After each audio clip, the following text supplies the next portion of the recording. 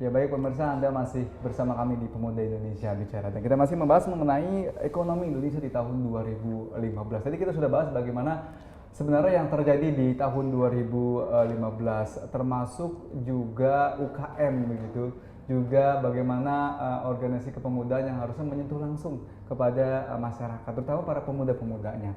Nah, Bang Gandhi, tadi kita bahas juga mengenai investasi begitu. Apakah investasi di Indonesia karena peraturannya sudah benar-benar menguntungkan negara kita sendiri, apa bahkan dengan pengaturan yang sekarang yang ada ini malah membuat Indonesia tidak untung begitu untuk investasi dari asing?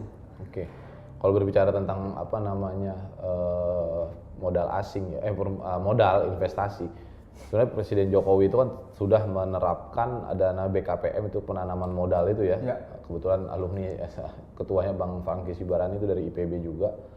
Itu sudah diterapkan bahwasannya sekarang investasi itu masuk lewat satu atap dalam urusannya, jadi pengurusan izin-izinnya. Kalau sebelumnya kan kita tahu gimana orang mau investasi, sedangkan prosedurnya ini berlarut-larut gitu, ya kan? Maksudnya ngurus izin siupnya kemana, ininya kemana. Kalau sekarang kan sudah satu atap itu udah dibuat, ya. Jadi udah efektif lah. Jadi orang mau naruh duit udah gampang.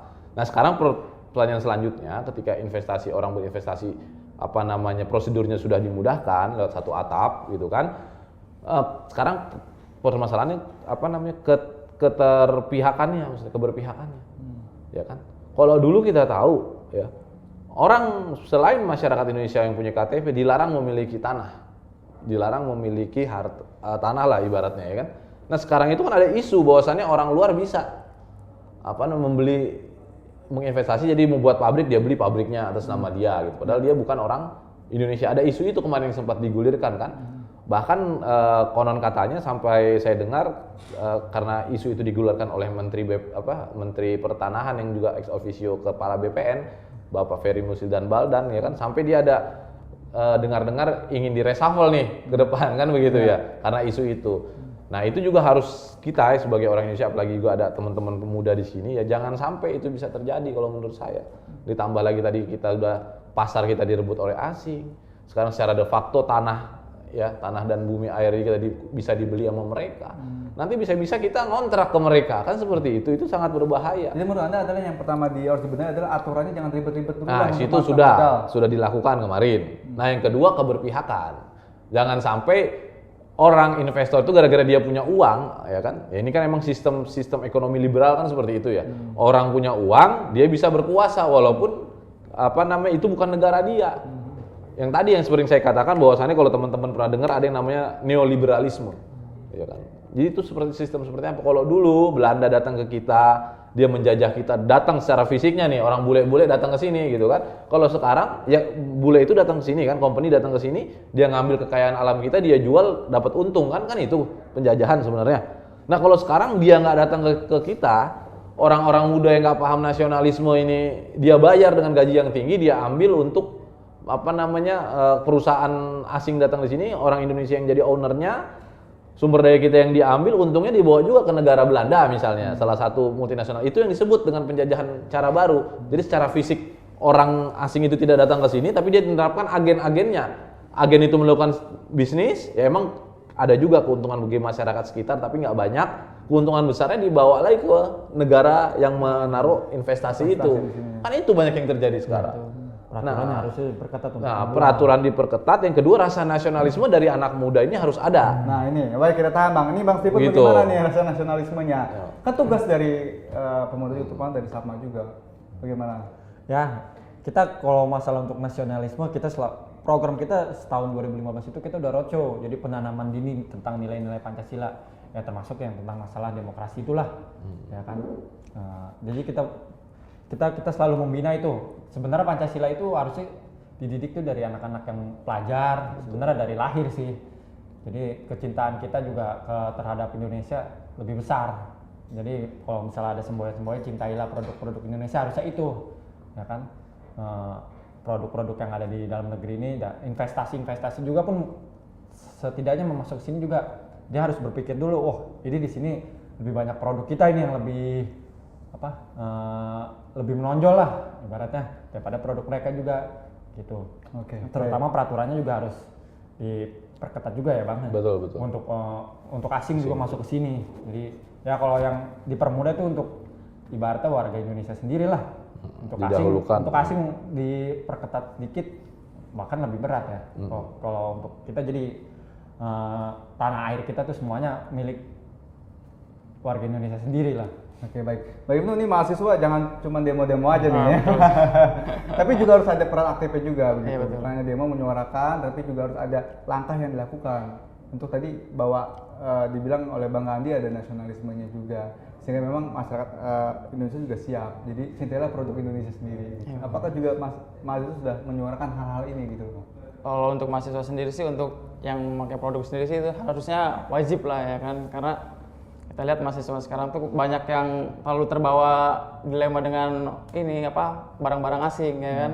Jadi sempat melupakan tentang barang-barang yang ada di Indonesia ini sendiri gitu kan. Itulah Tapi sempat. Anda mengiyakan bahwa gaya hidup sekarang ini udah mulai gaya-gaya liberal udah Nah itu dia, pemuda sekarang tuh udah agak sedikit melupakan itulah ibaratnya ya kan. Ya kan kayak misalnya pakai HP enggak gaul, Iya, baju enggak pakai luar negeri enggak Ya, gaul. betul. Prestasi tapi lebih bagus kur ya Bang. Dari usaha rakyat itu. Jadi mahasiswa sekarang tuh ngelihatnya tuh ya harus pakai barang-barang yang wah baru bisa dilihat hebat seperti itu kan. Nah makanya ini harus kita terapkan. Kalau mahasiswa sekarang tuh harus mengunggulkan barang-barang dari Indonesia itu sendiri. Minimal pakai batik lah ya. Iya. Kayak saya pakai batik nih. Daripada investasi mendingan kur ya Bang. Kredit usaha rakyat ya. Itu harusnya ditanamin ke mahasiswa. Mahasiswa itu yang inovatif ya. Bisa wirausaha lah. Jadi dia bisa sendirilah, dia fighter untuk melawan pemodal-pemodal asing.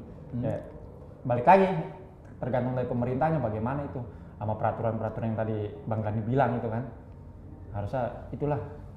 Oke, jadi pengennya mahasiswa juga diberikan modal nih Bang. Iya, emang itu suatu kewajiban negara ya. Sekarang beginilah, ya mohon maaf, pejabat-pejabat sekarang itu kan udah tua-tua.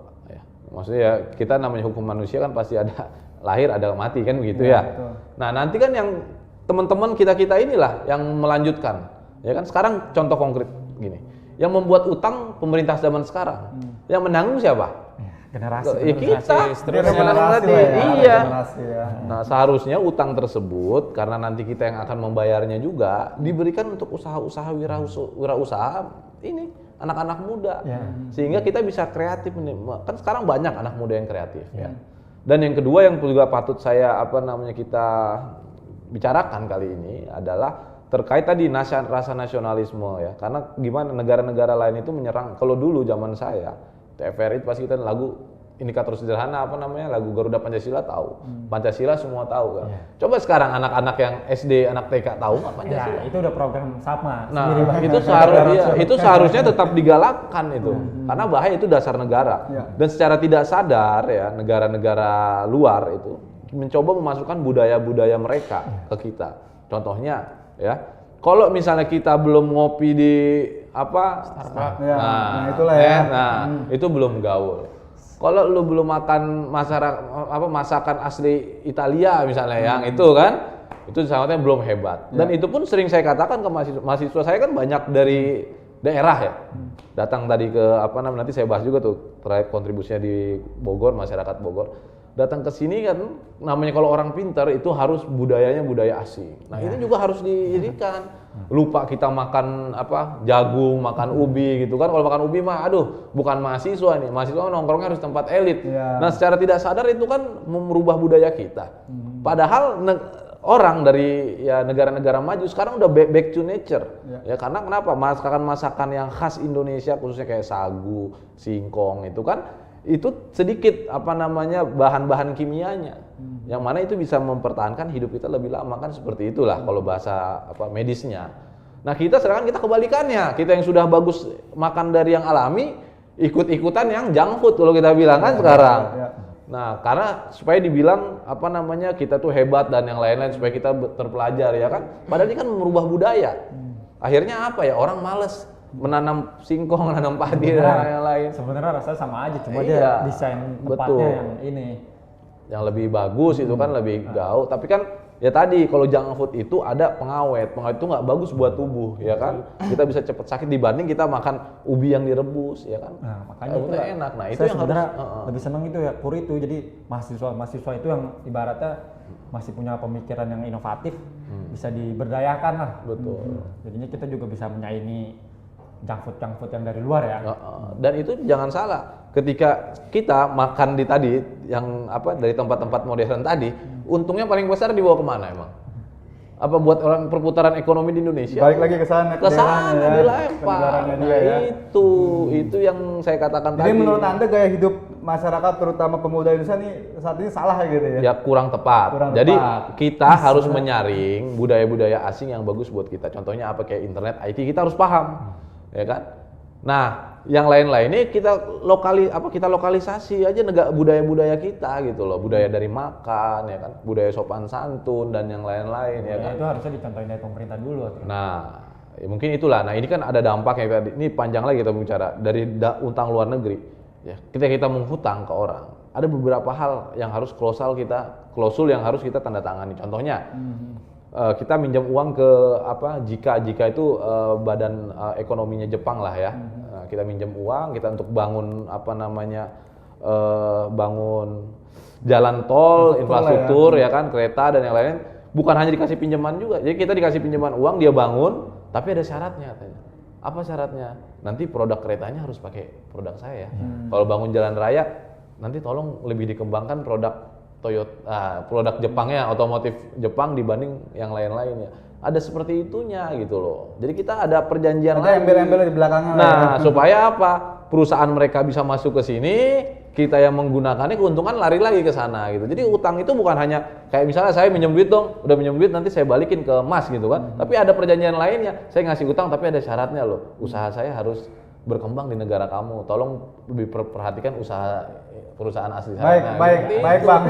Politik ya berarti. Itu. Baik, kita tahan nih Bang. Nanti jadi sebenarnya apa yang harus dilakukan pemerintah di tahun 2016 nanti nih Bang. Oke. Dan kita akan lihat sedikit prediksinya begitu di 2016 seperti apa lagi. Tapi sesaat lagi pemirsa tetap di Pemuda Indonesia Bicara.